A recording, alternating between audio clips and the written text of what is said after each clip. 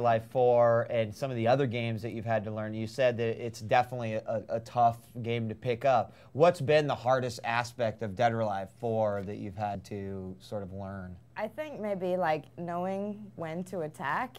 And like, you know, you can't hide if you're low on health. There's no places in the map. There's no pickups. Right. Yeah, so knowing especially when to attack and when to defend. Okay, okay.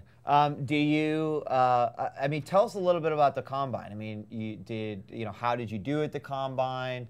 You know, tell us a little bit about that.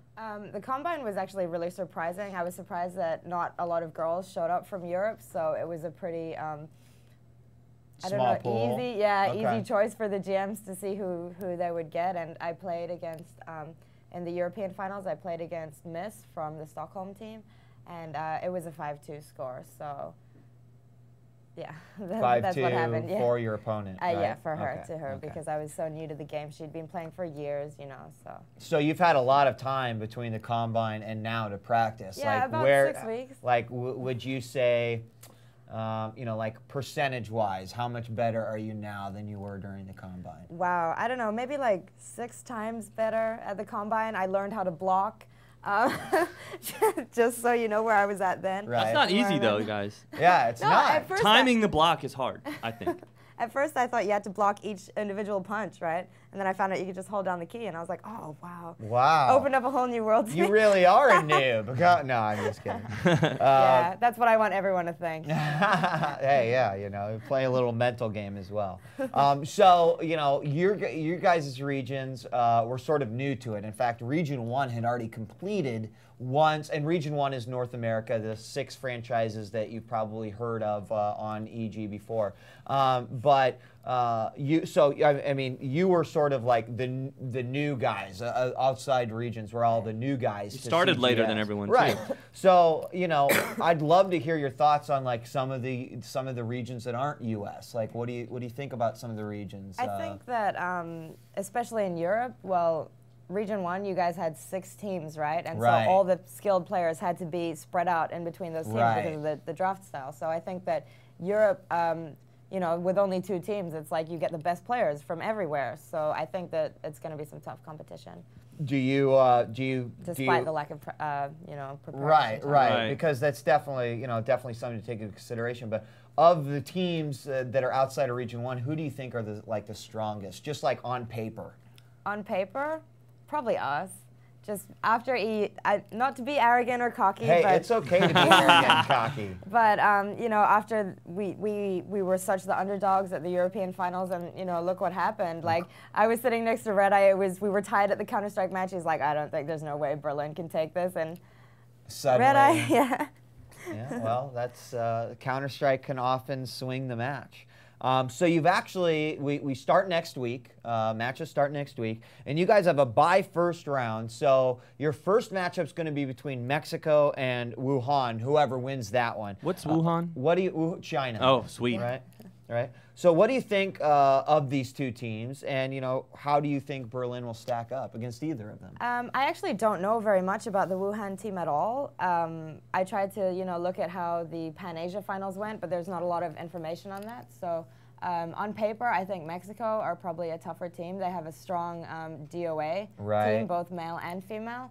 But I think that it's not going to count against Berlin because we have strong aspects in everything. Right, and I mean, again, one of the things that makes the CGS great is that you have, you know, you have very strong, you may, even if you may lack in one area, you have strengths in other games that, you know, that pick up. Our teams got each other's backs. That's how well, it is. that's one of the most important things. So I don't know if you want to like throw a prediction out here, but do you have any like of who may win the entire thing? Who may win the entire thing?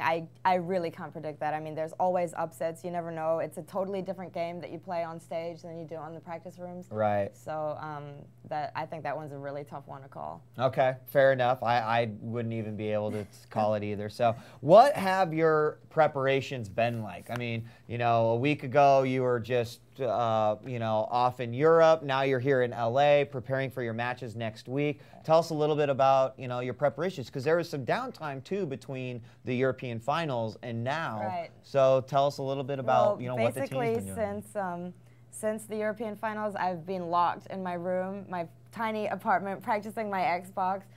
8 hours a day sometimes, maybe even longer, like, you know, up until 4 a.m. just laughing on the microphone with these people trying to teach me things. And it was actually a lot of fun, you know. I've been training really, really hard, so it's not going to go to waste. I got a shot of you locked in your room here.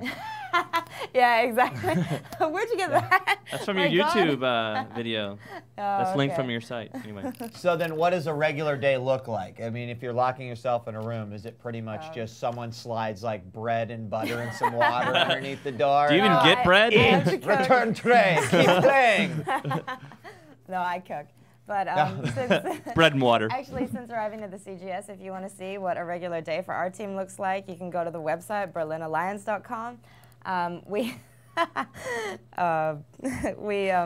We have mandatory team workouts and also team dinners each weekday evening. So, and of course, practice. Right. That's about it, you know. And you know, you say that kind of with a laugh, but that's like any sports team, really. Yeah, you know, yeah, like exactly. any sports team. Oh, they BSL's eat together. making me laugh. He's Is he? Oh, well.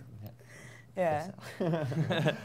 Yeah, but I mean, it's just like any practice together, eat together. It's like that's also what helps build The team bonding. camaraderie, Yeah. right? Yeah, absolutely. Like, here's an interesting take on it. So, I think you're very much like Sturmy of the San Francisco Optics in that, you know, DOA obviously isn't your main game, but, you know, you have sort of a foundation skill set needed to be successful as a pro gamer. So do you actually see parallels between, you know, yourself and Sturmy in these regards?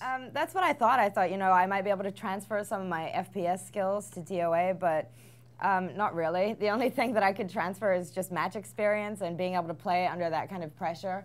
So, you know, I think that's going to help quite a lot. But even, I mean, even breaking it down, because you can't really like, you can't draw a parallel between, say, picking up a shield belt, you know, or the amp and then, you know, throwing this 8-hit combo. But, right. you know, you still have a lot of hand-eye coordination that's happening when you're playing FPS. Like, do you feel like these skills, yeah, you may have to learn the entire moves list, right, of a character, but do you feel like, you know, hand-eye coordination, et cetera, carries over? Yeah, that carries over too. But I mean, like, you know, other things like timing and stuff like that, you can't use it at all. So, you know, kind of off-the-cuff question, but you know, having been almost traditionally in an FPS background, do you see yourself maybe phasing into another era of gaming through like a fighting games or maybe other games? I'm really, really enjoying DOA. You know, I'm not going to stop when this World Final is over. So. Maybe. Good. Now, what about the concept of a lot of people who are traditionally hardcore FPS fans are like, console, whatever, you know. That's what I used to Did you think go too. through that too? Yeah, definitely. But, you know, still I'm skeptical of FPS games on console, but fighting games for sure. I mean, you can't not play without a controller or a stick thing. Right. So the concept of competing on the console, what may have seemed abstract and absurd to you a year or even 2 years ago, is now very much a reality? Yeah, exactly. Okay.